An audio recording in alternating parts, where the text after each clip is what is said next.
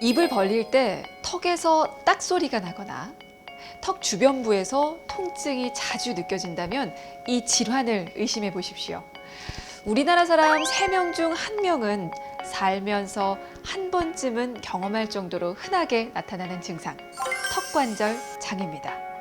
하지만 이걸 대수롭지 않게 여기고 방치를 하면 두통이나 이명, 우울증, 안면 비대증 같은 2차 질환을 일으킬 수 있는 만큼 아주 정확한 치료가 필요한데요. 한 번 손상되면 회복이 어려운 턱관절 장애, 온에어 닥터스에서 살펴봅니다. 턱관절은 얼굴 부위의 유일한 관절로 머리 관자뼈와 아래턱 뼈가 만나서 이루어집니다. 두 뼈 사이에는 디스크가 있어 뼈가 직접 접촉하는 것을 막아주는 완충 작용을 합니다. 턱관절은 말을 하거나 음식을 씹는 등 모든 턱 운동의 중심축으로 작용하는데요. 하루에도 셀 수 없이 벌리고 닫는 일을 반복하는 만큼 턱에 크고 작은 이상이 생기기 쉽습니다. 또한 아래턱이 움직일 때 양쪽 관절이 항상 함께 움직이기 때문에 한쪽 턱관절의 이상은 다른 쪽 관절에도 영향을 주게 되는데요. 턱관절의 염증이나 탈구로 인해 통증과 잡음이 생기고 입을 벌리는 데 장애가 발생하는 턱관절 장애. 통증과 함께 일상생활에 불편을 주는 턱관절 장애. 어떻게 치료하고 예방해야 하는지 오늘 온에어 닥터스에서 자세히 알아봤습니다. 오랜 연구와 임상을 통해 턱관절 장애를 바로잡는 한의학 박사 박근용 원장. 턱관절 장애의 모든 것을 알아봅니다.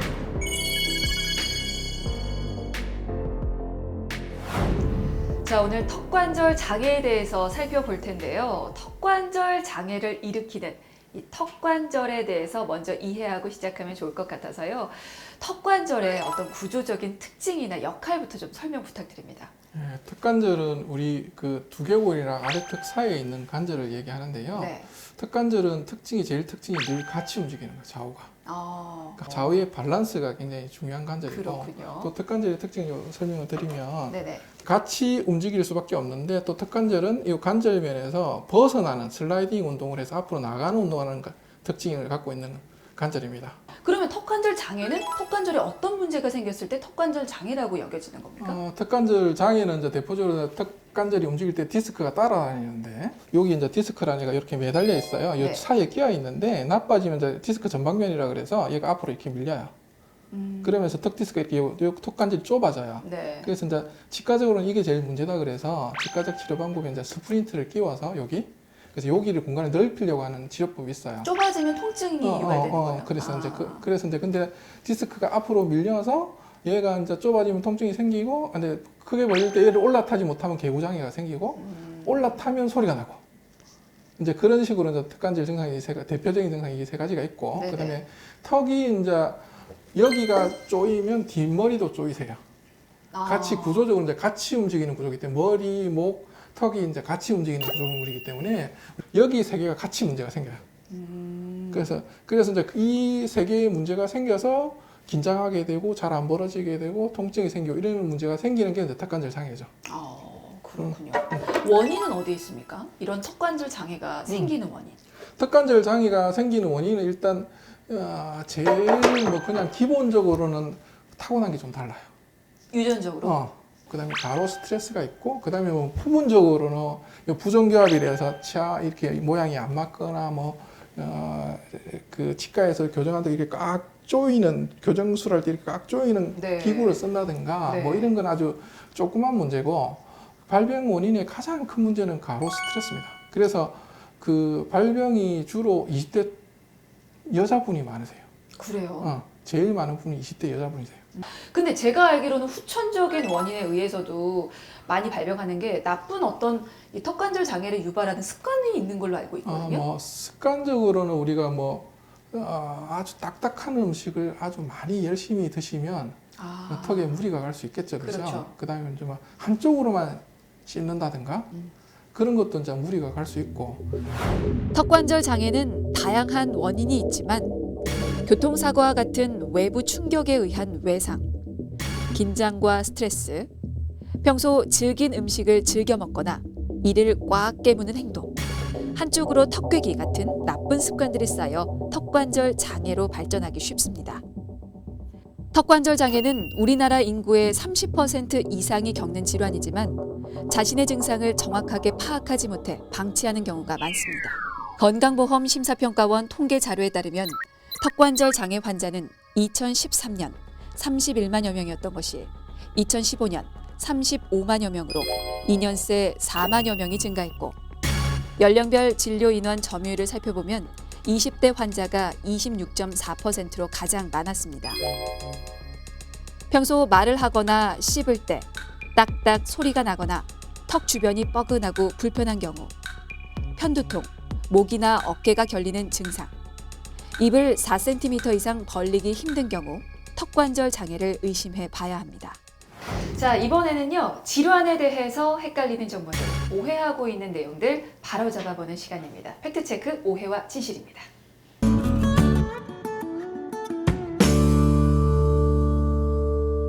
자, 첫 번째 항목입니다. 교정 치료로는 턱관절 장애를 치료할 수 없다. 이게요, 그러니까 턱관절, 관절 자체에 문제가 생긴 질환이다 보니까 교정 말고 수술을 반드시 해야 한다라는 인식들을 좀 가지고 계신 분들이 계시거든요. 그걸 좀 확인해 보고 싶어서 이 질문이 들어있는 것 같아요. 오해입니까, 진실입니까? 오해입니다. 오해군요. 네. 턱관절의 특징이 이제 아까 고개를 좌우로 움직이면 턱이 같이 움직이기 때문에 네네. 몸의 균형이랑 턱의 위치랑 이게 밀접한 관계가 있기 때문에 그 몸의 균형이 더 잡히고 좋은 상태가 되면 턱이 균형이 잡히고 턱관절에 여유가 생겨요. 그래서 이제 턱이 틀어지고 그다음에 여유가 없으니까 턱이 끼어서 염증이 생기고 관절에 문제가 생기는 거거든요. 그래서 이제 턱관절이 좋은 상태가 될 수 있게 환경을 만들어주면 턱관절 염증은 자연스럽게 사라지고 턱관절 장애도 개선됩니다. 자, 두 번째 항목입니다. 부정교합이 턱관절 통증의 원인이다. 이거 앞서서 원인 말씀하실 때 부정교합 얘기가 좀 나왔던 것 네. 같은데요. 어떻습니까? 세모입니다. 치과대학에서 부정교합이 있으신 분이랑 부정교합이 없는 사람이 턱관절 발병하는 확률을 조사를 했어요. 네. 똑같아요. 똑같아요. 부정교합 있는 사람도 뭐 50, 없는 사람도 50. 근데 이제 부정교합이 있는 사람의 치료를 할 때는 부정교합을 고쳐주는 게 이제 턱관절 치료하는 방법 중에 하나거든요. 그렇죠. 근데 이제 왜 부정교합이 없는데 50이 나오느냐? 이거는 이제 전신과 관련이 있기 때문에 전신이 나쁜 상태가 되면 턱관절이 나빠지니까 부정교합이 있으나 없으나 발병 확률이 비슷하니까 네. 삼각형이라고 표현하는 게 맞을 것 같아요. 그렇군요. 네, 마지막 항목 가겠습니다. 턱관절 통증이 팔저림, 허리, 목 통증도 일으킨다. 뭐 전신 건강과 연관이 있다고 말씀하셨으니까 뭐 그럴 수도 있겠다라는 생각이 드는데 오해입니까, 진실입니까? 진실입니다. 부연 설명 부탁드릴게요. 네. 그 턱관절이 이제 그 전신의 상태와 연동되어 있기 때문에 턱관절이 나빠진다는 건 전신도 나빠졌다는 얘기예요. 네. 그래서 이제 턱관절을 전문으로 하는 데는 턱관절이 나빠져서 허리도 아프고 목도 아프고 뭐 이렇게 얘기하시지만 허리 목이 아파져서 턱이 아파지는 경우도 되게 많으세요. 그래서 이제 치료를 할 때는 둘 다 같이 치료를 해서 턱도 안 아프고 목도 안 아프고 허리도 안 아프게 만들어야 이게 이제 관절 전체가 다 같이 좋아진 상태가 된 거거든요. 근데 그래야지 그게 유지가 되세요. 네. 그래서 그 턱관절이 나빠도 목허리가 아플 수도 있고 목허리가 아파도 턱관절이 아플 수 있습니다. 알겠습니다. 자, 이렇게 턱관절 장애에 대한 팩트체크 오해와 진실 시간 가져봤고요. 이번에는 턱관절 장애를 겪고 있는 환자분 만나보겠습니다. 평소 턱 주변 관절이 뻐근하고 입을 벌릴 때마다 불편한 증상에 한의원을 찾은 20대 여성입니다. 턱이 묵직하고 뻑뻑하고 크게 벌릴 때가 통증도 있고 소리도 딱딱 나고 그다음 목이랑 어깨도 좀 불편해서 내원하게 됐어요. 먼저 진료를 통해 입이 벌어지는 정도와 턱관절 장애 증상을 체크하는데요. 다 안 벌어지는 상태가 돼요. 일단은 뭐 턱관절 장애는 아까 말씀드린 뭐 개구가 잘 안 되든가 저작시 아프시든가 소리가 나는가 이걸 보고 이제 진단을 하게 되고요. 목 어깨랑 골반 허리가 어떤 상태인가 보고 전체 균형이 얼마나 안 맞는가, 그다음에 이제 고관절 기능이 얼마나 떨어져 있는가 보고 턱관절이 얼마나 나쁜가 진단합니다. 턱관절은 우리 몸의 유일한 양측성 관절로 몸 균형의 시작점입니다. 힘을 빼세요. 턱을 움직일 때 턱뿐만 아니라 두개골과 이를 지탱하는 목뼈까지 같이 움직이게 되죠. 경추 1번을 뒤로 앞으로 밀려있기 때문에 뒤로 밀어넣는 치료를 한 거고요.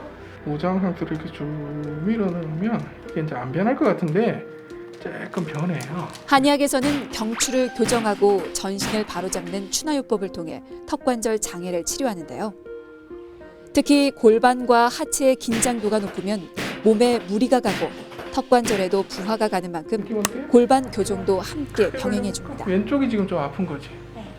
고관절 근육 인대의 긴장을 풀어주면 그와 대칭 이제 왼쪽 고관절이 문제면 오른쪽 턱이 문제인 경우가 많아서 전체의 그 고관절을 열심히 치료하고 그러면 오른쪽 턱관절의 긴장이 이완되면서 턱관절의 문제가 좀 많이 해소됩니다. 그다음에 이제 전신적으로 보면 그 목이랑 머리 사이의 긴장은 머리가 약간 빠졌다는 게 약간 늘어진 개념이거든요. 늘어지면 그 절벽에서 떨어질 것처럼 돼 있는 몸이라서 이걸 밀어 넣으면 턱이랑 목이랑 머리 주위의 긴장도가 줄어들기 때문에 상부로서는 이제 그런 밀어 넣는 치료를 많이 하고 그다음에 경추 1번, 2번이 앞으로 밀려 있는 경우가 많으세요. 턱이 스트레스를 받으시면. 그래서 목뼈 1번, 2의 뼈의 위치를 좋게 만들고 그다음에 전신 전체는 이제 흩어져 있는 개념이 많아서 흩어져 있는 걸 모아주는 개념으로 전신 치료를 하고 그다음에 이제 좌우 다리 길이랑 발 모양 같은 게 나빠서 좀 전신에 영향을 많이 주는 경우는 그러니까 족부 교정구라 그래서 족부 교정구를 밑에서 하게 해서 전신의 균형이 잡히게 좀 도와드리고 그다음에 이제 그 턱관절 기능이 굉장히 많이 떨어진 분들은 가로 스트레스 때문에 많이 지쳐 계세요. 그 내부 장기의 기능도 굉장히 많이 떨어져 있어서 근골이 튼튼해지고 내부 장기가 좋아질 수 있는 한약도 같이 처방해드리고 있습니다. 오른쪽 고관절이 나쁘면 왼쪽 턱이 나빠요. 그래서 지금 보면 이렇게 만져보면 여기가 더 긴장이 많으시거든요. 고관절이 워낙 큰 관절이라서 힘 좀 많이 나야 돼요. 깊이 나야 되고 근육량도 크고 깊기 때문에 턱관절의 문제를 해결하기 위해선 골반과 고관절을 집중 치료하는데요. 턱관절이 대칭이듯이 얘들도 이제 대칭으로 많이 움직여서요. 따로는 움직일 수 있지만 체중 걸 때 계속 걸어다닐 때 같이 쓰는 관절이라서 우리 이제 같이 놔줘야 벌려보세요. 어떠세요? 괜찮아요. 벌리기 좀 쉬워진 것 같아요. 턱관절 장애 침 치료는 이제 그 턱이 나빠지면 긴장이 되어 있어서 굳어 있는 경우가 많기 때문에요. 턱 주위의 긴장을 줄이는 개념으로 턱 주위에 침을 놓고 그다음에 이제 대칭되는 고관절의 긴장도도 많기 때문에 고관절에 침을 놓으면 고관절 근육 인대들이 긴장이 조금 이완되세요. 그러면 이제 근육에 긴장된 게 이완되면서 관절이 좀 더 부드러워지고 관절에 여유가 생기면서 그다음에 침을 놓으면 염증을 줄이는 효과도 있으세요. 그래서 침을 놓으면 그래서 턱관절 치료에 도움이 많이 됩니다. 턱관절 장애 한방 치료는 교정을 통해 전신의 균형을 잡아주고 침 치료를 통해 턱과 골반 근육을 풀어주며 주변 인대를 강화시켜줍니다. 이와 함께 탕약 치료와 물리 치료 등이 병행되면 치료 효과는 더욱 높아집니다. 벌려보세요. 닫고 아파요. 끝에 가서 크게 벌려볼게요. 끝에 가서 느끼고 제일 끝까지 벌렸을 때 어때요? 이거. 괜찮아요. 주먹이 입에 가오면 벌려도 돼요. 그러니까 밥 먹을 때 뭔가 오면 입이 더 잘 벌리거든요. 그래서 주먹을 잡고 그러니까 주먹을 넣어가면서 크게 벌리면 더 잘 벌려서 그러니까 끝까지 벌릴 때 안 아파야 되거든요. 아픈데 억지로 하는 건 아니고 닫고. 턱관절 장애는 최대 개구를 위한 치료가 필요한데요. 이때 입이 정상적으로 크게 벌어지면 턱관절의 긴장이 이완되고 좌우 균형이 이루어져 턱관절 통증도 사라집니다.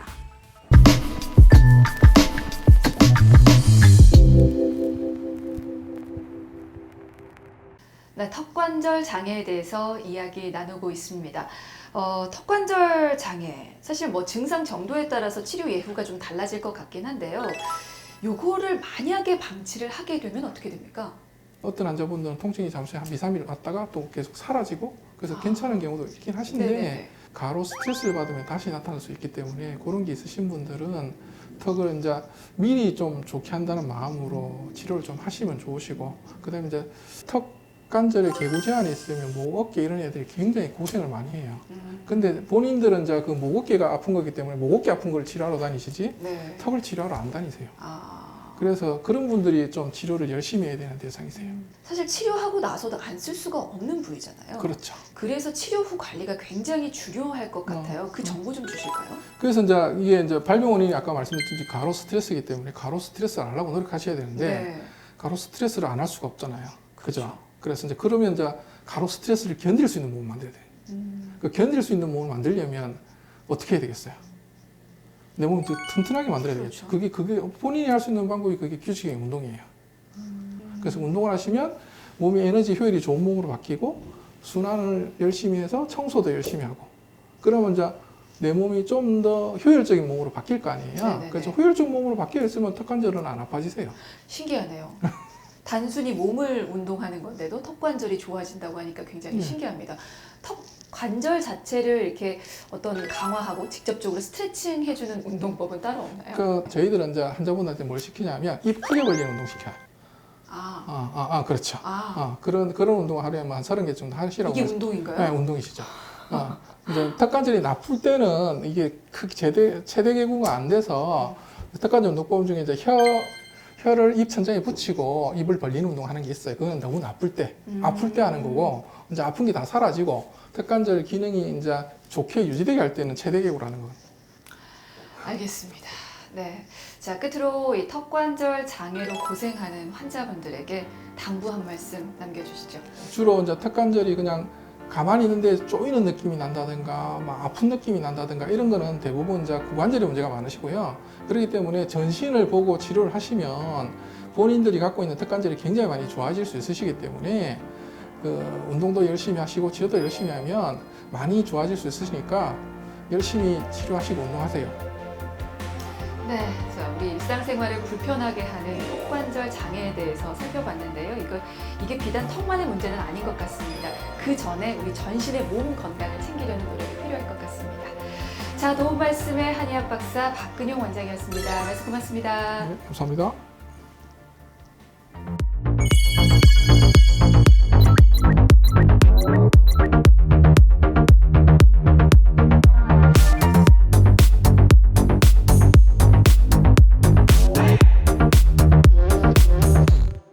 말을 할 때나 음식을 씹을 때 가장 부지런히 움직이는 관절이 이 턱관절이죠. 빈번히 사용하는 만큼 탈이 나기도 쉬운데요. 턱관절 장애가 생기면 턱 주변부 통증은 물론이고요. 입을 벌리기조차 힘들어질 수도 있습니다. 만약에 이걸 장기간 방치를 하면 턱관절염이나 안면 비대증 등을 유발할 수 있는 만큼 초기 적극적인 치료는 물론이고요. 이 턱관절 장애를 예방하려는 노력이 필요하겠습니다.